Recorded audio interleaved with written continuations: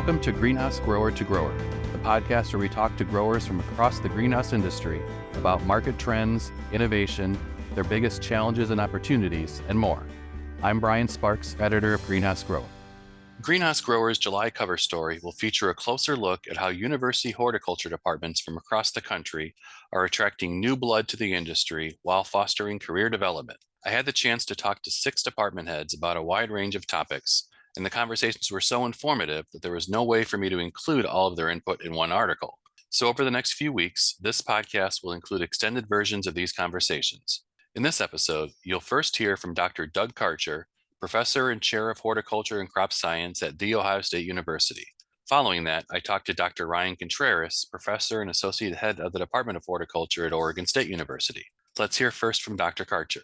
So why don't we start just by talking about what sort of trends you're seeing in terms of enrollment, particularly at Ohio State. Our enrollment for students who are specializing in horticulture is increasing slightly following a decline, I would say, over the past decade. We've seen an uptick the past 3 or 4 years. And although, I'm happy about that, I think we certainly have room for a lot of growth to meet workforce demands. We're not currently meeting workforce demands, and so we're actively recruiting, and we've got several strategies in place. And so good news, we're increasing. That's the trend, but the downside is we're not where we need to be. Okay. And at Ohio State, I think there's a couple of things working against us. One is we're predominantly a found major. Just prospective students in high school, they don't know what horticulture is. They have no idea that such a major exists. I think there are fewer high school kids working part-time at garden centers where they would get, a love of plants. And I don't know that, there's how much exposure they have in their high school curriculum to horticultural careers. Mm-hmm. So we're really trying to engage high school students as much as possible and let them know that careers exist working with plants. The other thing working against us at Ohio State that's really changed over the past decade or so is just the difficulty in getting into main campus, especially as a freshman. Okay. I went through Ohio State as a freshman in 1990. And the joke back then was a pulse and a checkbook gets you in, but it's gotten a lot more competitive over the years. And I think the average ACT score right now to get in is 27 or 28. Okay. And so, so our new freshmen are dominated by kids in the traditional STEM fields, as well as law, pre-law, those kind of fields. And the more applied sciences, those kids just aren't getting in. And so one thing we're trying to do is, as we recruit those kids in high school, just offer 1+3 or 2+2 curriculum plans so that they can start at one of our regional campuses. Okay. And then as long as they have a decent freshman year at a regional campus, they get automatic transition into main campus as a sophomore. Mm-hmm. But because we haven't been recruiting that way historically, they'll apply to get in, not get in, and then have a kind of a bad taste in their mouth or bad feelings about Ohio State. They feel rejected, like, well, Ohio State doesn't want me, I'll just do something else. So we're changing the way we recruit a little bit. But again, the industry in Ohio, as you know, is big. You probably know better. I don't know what the current numbers are. I think floriculture sales last year, some 250 million. And I think that puts us, I don't know, we're typically waver between 5 and 10 in US as far as the floriculture industry. And then CEA, our CEA specialist, Cherry Kubota, she just let me know Ohio recently became number 2 as far as CEA vegetable production. We passed Texas and we're only behind California. So it's really growing in Ohio. And as such, we've upgraded our facilities here at Ohio State. We have a new controlled environment research center that's state of the art. And I did a tour last year after Cultivate. I'm sorry to interrupt, but good. Yeah, good. Glad you were able to see it. What'd you think? Oh, it's just awesome. I mean, it's, as you said, it's very modern, very high tech, and just, the knowledge that you have there as a team is pretty impressive. It's awesome. So because of the facilities and the expertise, we've gotten a CEA major specialization approved as well as a minor. So Nice. students now focus in CEA, and we expect to see a lot of growth there Yeah. over the next few years. Okay. So there's the process of getting students interested and enrolled, and then there's going through the program, and then, once they move on from Ohio State, making sure that, they have paths to stick in horticulture as a career. Yeah. So what are some of the programs that Ohio State has in place to kind of help students through that process? Well, I think the biggest program we bring in a lot of outside speakers from the industry so they get a taste for what's out there. And then Mhm.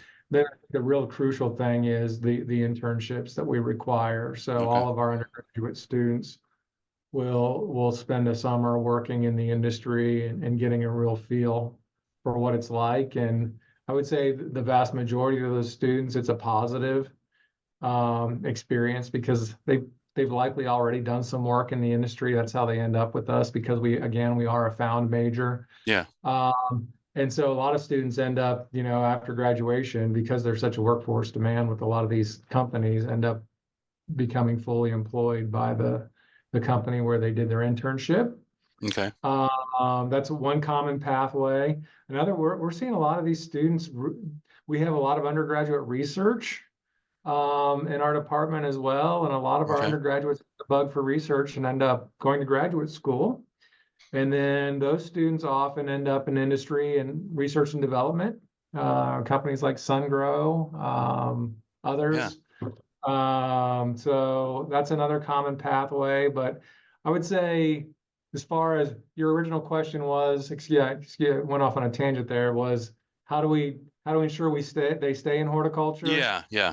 Just exposing them while they're a student to the industry and getting some work experience, I think, is the most important step Okay. to keeping them into the industry. Otherwise, they're weeded out at the internship phase. And Mhm. my background being in turf management, that was a big deal. Kids thought they liked golf, so they thought they'd want to work on a golf course. Working on a golf course is not the same as golfing on a golf course where you have to be Right. there at Yeah. 6 a.m. and beat the golfers. And so there were a lot of students that had never worked before. It's like, oh, this is definitely not for me. And they got out before graduation, well before graduation, which was a good thing. Yeah. Well, and I think I would imagine too the strength of the faculty there. I mean, you mentioned, encouraging folks to stay in the industry, and I know we work very closely with Michelle Jones, who does a lot of bios Mhm. research there. And Yep. it seems like every name I see who's come out of Ohio State credits Michelle for kind of helping them on their path to staying involved. Yeah, Michelle, she's great. As far as just a floriculture research mentor, she's outstanding. Mm-hmm. She does such great work. She's placed so many students in industry or in academic positions. One of her most recent PhD graduates is now a floriculture assistant professor at NC State. Yeah. And so, yeah, no, I got that wrong. Virginia Tech, excuse me. She's Okay, at that's right. Virginia. Yeah. Um, so yeah, it's Michelle's great. So Yeah. with Michelle, and then our newest hire, Garrett Owen, who Mm-hmm. is a floriculture extension specialist. And then of course Cherry Kubota working in CEA. And then we also recently added Laura Dieter to our department. She's ornamental landscape horticulture. Okay. So there's some overlap there. We've got a very strong ornamental team. And I'll add another one to that. We recently hired a new director of our ornamental plant germplasm center. Okay. Not sure if you're aware of that facility, but that's a USDA funded facility where we maintain germplasm for a number of different annual species. And that position was sitting vacant for a while, and we hired Dr. Yu Ma to come in and take over the directorship there. So we've got like 5 faculty all focused on ornamental hort, and Yeah. it's really strong right now. Is that at the Worcester facility area? No, that's here in Columbus. Okay. Yeah, it's right kind of right across the vet center, adjacent to Hallett Hall, kind of behind Hallett Hall. All right. Standalone facility. Okay. One of the things that I didn't have in here, but I wanted to ask about as well is, more and more when we talk to, folks in the industry, there's careers in this industry where you don't have to see or touch a plant at all, and there's a lot of growing operations will focus on that. And if you're interested in marketing or human resources or technology, Yep. you can come work for us. And while, the plant is the ultimate end product that we make, there's so many elements that go into not just growing that plant, but then getting it out into the marketplace and into consumers' hands. Is that something that you guys look at as you're working with students?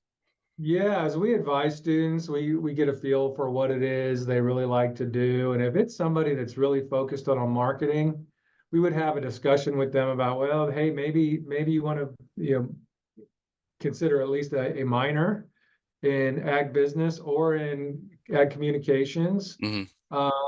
Or you flip it around. If they want to have opportunities perhaps outside of horticulture, but still keep horticulture in play as a marketing option, perhaps a major in business and then a minor in horticulture. Okay. All right. The one thing that I want to make sure I touch on is the program at Cultivate. So, Yeah. I know it's going to be, folks from across the industry talking about, what's happening at each of their programs. Can you kind of talk about how that part of the program evolved and then some of the Yeah, goals? it's an interesting story. So you mentioned Des Lane. Yeah. So last year, Des Lane was the chair of a group of horticulture department chairs. So he was chair of the chairs. And so every year, horticulture department chairs get together annually. So he hosted the meeting at Auburn last year. And we just had a wonderful meeting where he showed off their culinary program, Hmm. where they have rooftop gardens, they grow fresh food, and then Oh, they yeah. pair it with food and wine. And he just put on an outstanding meeting. And so the last thing I wanted to do is follow him as host, but they all decided they wanted to see our new controlled environment center. Yeah. And well, if you're coming to Columbus during the summer, we might as well align it with Cultivate, because Yeah. those of you that haven't been to Cultivate, it's amazing opportunity to see the largest, floriculture industry conference in the U.S. And Yeah. so we decided to align our meeting with Cultivate. And so I reached out to the Cultivate organizers, said, hey, we have a bunch of horticulture department chairs. Might you be able to utilize us for some type of panel discussion? Right. And so I had that conversation with Matt, and he helped organize this discussion. And we all decided that workforce development was the topic that made sense, since we're Sure. training the students and we need help recruiting students, and the workforce can help us with that. And so the program, I think as it stands now, we are hoping to just start a dialogue with the industry on how we can work together to improve workforce development in the Hmm. in the floriculture industry. Okay. And so there are several topics we're going to touch on. Recruiting's a big one. Just raising awareness, getting kids interested in the industry. And then some of the topics you're touching on today we'll also cover in the panel discussion. Okay. And so I think I expect to have about 20 department chairs Oh, here okay. at our meeting, which is independent of Mm. Cultivate. There's only room for about 5 of us who are going to be on the panel. So I reached out to our group, said, hey, there's this panel discussion. Right.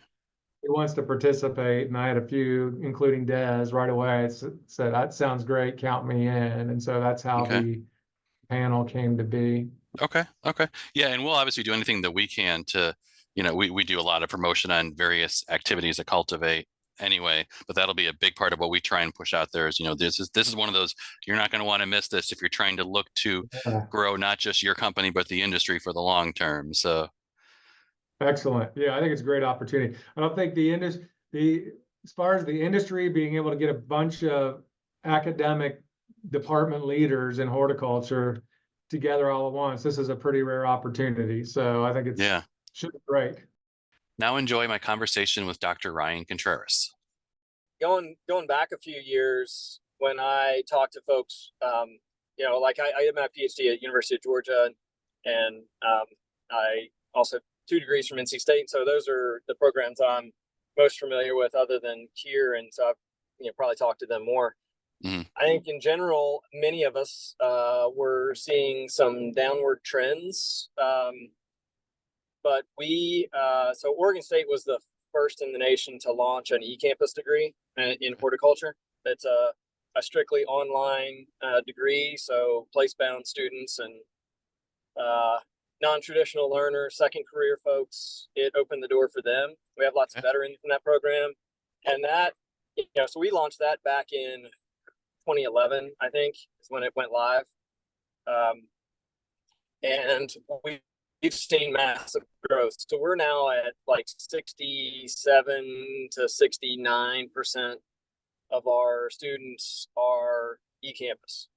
Okay. And we're at historic highs because of that. All right. So our campus major is doing well, but it's certainly not, it's not as large as our e-campus presence. And we've seen that, other programs, you'll talk to Mung Mungu, who's at Colorado State, and they're considerably larger than we are as far as undergraduate students, and they've just seen massive growth. We've seen it in other related programs. In horticulture, we like to explain the difference between botany and horticulture, but they are a sister department, and they, as soon as they launched an e-campus degree, which was much later than we did, there's just explosive growth. So, I think that's going to continue to be an opportunity. There's many students that are still experiencing issues with being in large crowds. These are students that, if you think back to during the pandemic, they spent some of their really important high school years, remotely. And so there are students that are still really struggling. And so we are starting to see, we are seeing more, quote unquote traditional, the 18 to 22 year old students that are in the e-campus major. Okay. Whereas, pre-pandemic, it was dominated by second career veterans, what we think of as non-traditional learners. Right. So I think it's going to continue, and I think there's the other trends that I think are important is what we call micro-credentialing, or certificate programs. Okay. Non-4-year degrees, I think, are going to continue to increase in importance. The chair of the I'll never get the name of the board correct, but it's the Northwest accrediting body for universities. Okay. Right? Sonny Ramaswamy is the former director of NIFA, and anyway, he talked about the importance and the potential for 4-year degrees to be creative and think about something like maybe an applied bachelor's of science. Yeah.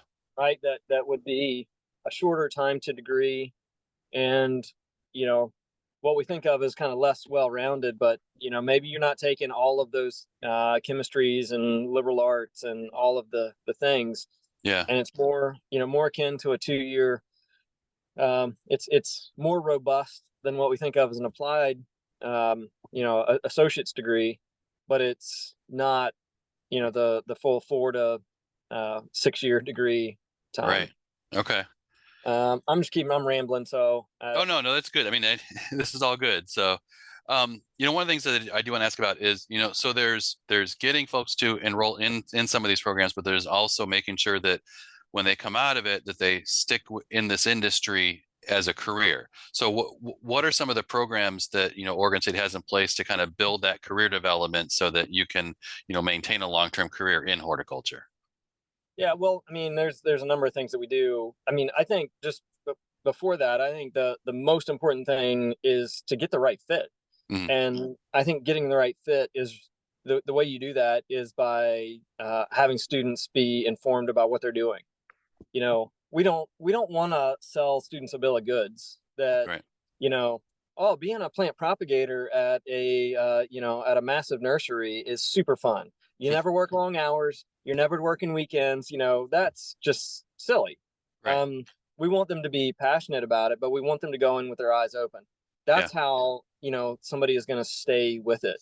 And so, we do that in a number of ways. We have, an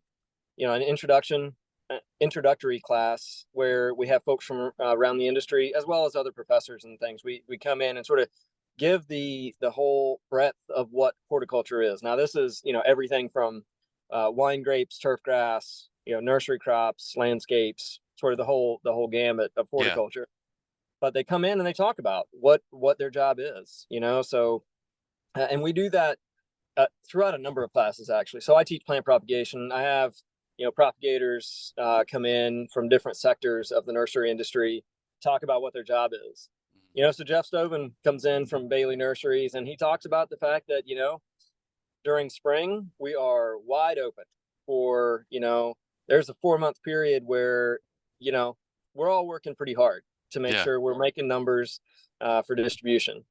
And that kind of continues. We have a later course where, again, industry folks come in and we do mock interviews. So they're, the students they're applying for the job. Yeah. And there's, it's pretty brief, but they get an opportunity to see what an interview feels like, but also, to ask some questions and to be asked some questions about the right fit. Mm-hmm. And then, we have internship programs that I think is, that's as important as anything. Yeah.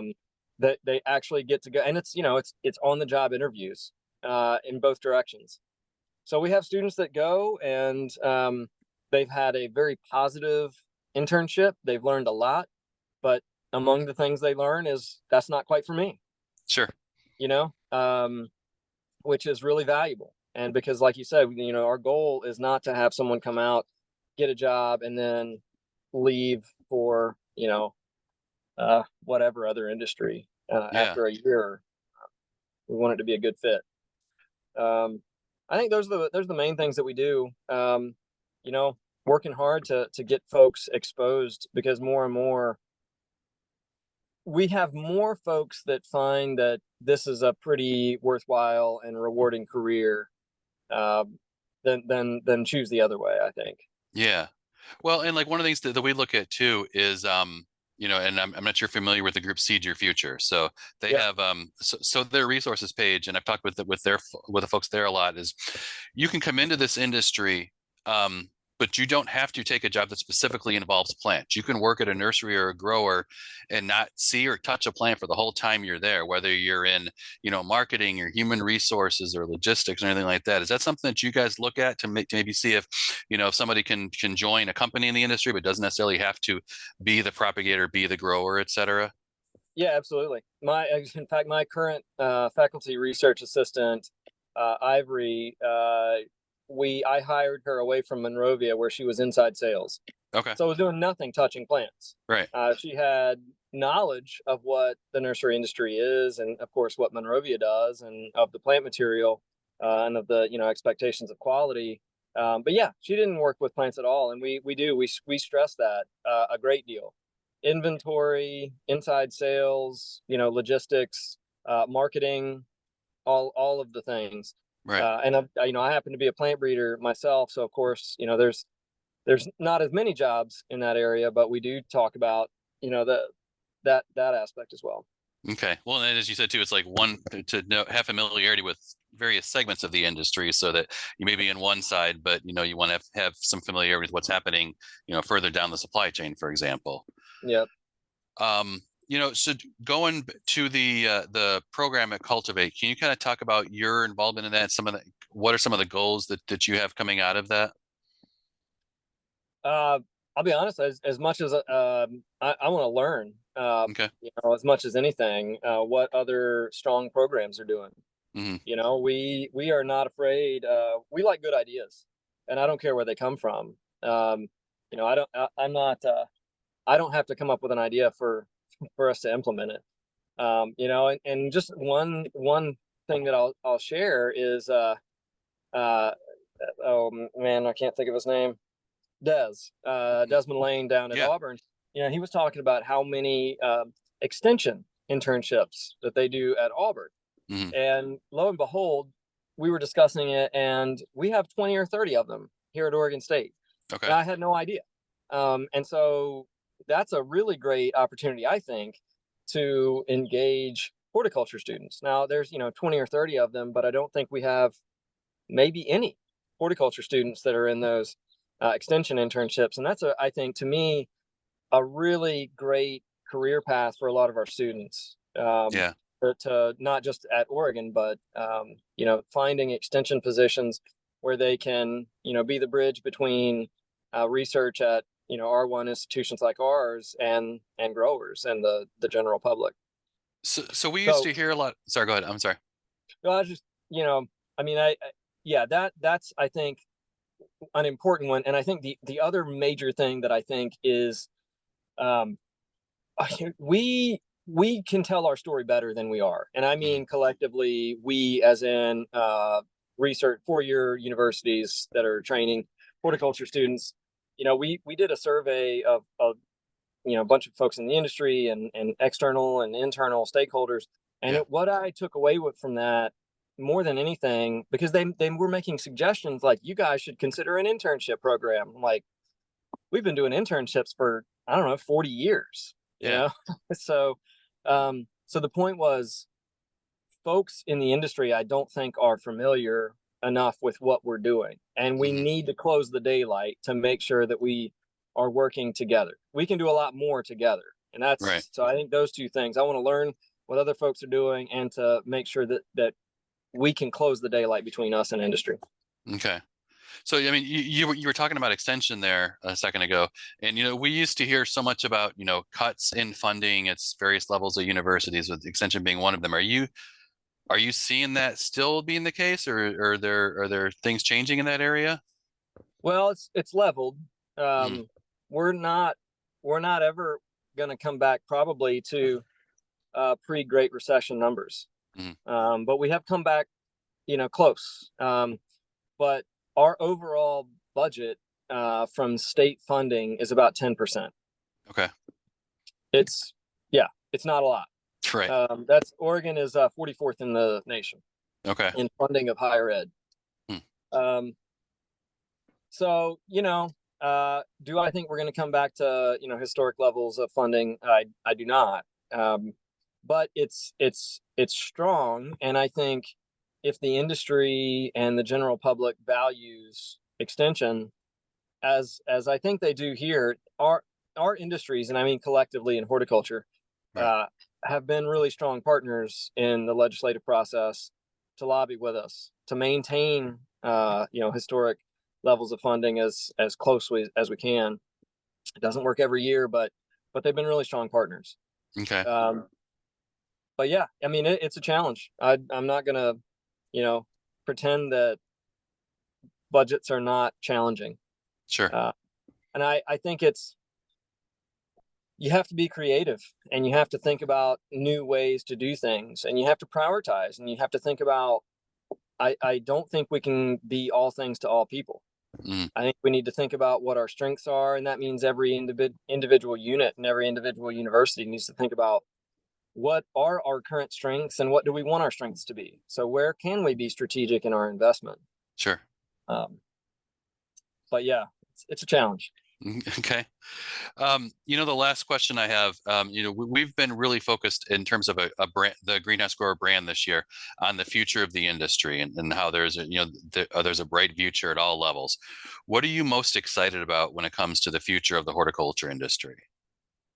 As much as we complain, and I mean we as older people and professors in particular, we complain about the current generation, but the young people that I see in the industry, there's a group of young people that are very recent graduates that have developed what's called Next Gen Mm, here in Oregon, and they're incredible. They're doing it all themselves. They're getting some support from some nurseries, funding outings and funding these social whatever gatherings, whatnot. But yeah. it's completely driven by them. And the kids are all right. I am excited. They're principled. They understand technology, and we have a bit of a black eye. There's a couple of issues that makes folks think that nursery production and environmental horticulture is not sustainable. Mm, We don't use, they think we're nozzle heads. They think there's, all of the spraying. There is admittedly a lot of plastic that's used. And yeah, I mean, and they're invasive species, and there's, some other issues that have Yeah. sort of plagued how people view our industry. And I think this group of the next generation of horticulturists, I think, is a really strong hope to remedy a lot of that. They are principled. They like using biological controls, for instance. They understand it better than we did. When I came out, I thought of it as this, sort of niche thing. Now, Yeah. I mean, it's exploded. We've got real major, massive greenhouse growers that are using biologicals now, and it's an integrated part of what we do. Yeah. Yeah, and I think that's really exciting to me. And I think related to that is the technology. I think necessity is the mother of invention, and as labor has become more challenged, I mean, there's some H2A, H2B has been helpful in getting folks labor, but I think more people have embraced a lot of technology that is making things more efficient. And again, sustainability isn't just about it's sustainable is not organic, right? Right. So there's a lot that goes into being sustainable, and a big part of that is economic sustainability. Lean production is huge here in Oregon. I know it is elsewhere, but it's a big part of the industry here. Lean and technology and just advancement and moving forward. I'm excited. I like to, the worst answer to why do we do something a certain way is this is how we've always done it. Sure. And I think the next generation of horticulturists is really good at not accepting that. Mm-hmm. That's not a reason to do anything. That we've always done it this way. Is there a better way? Yeah. So I think those are some of the things I think I'm excited about. Thanks for joining us. You can learn more at greenhousegrower.com. Please subscribe to this podcast wherever you listen, and please leave us a rating as it helps other podcast listeners find the show.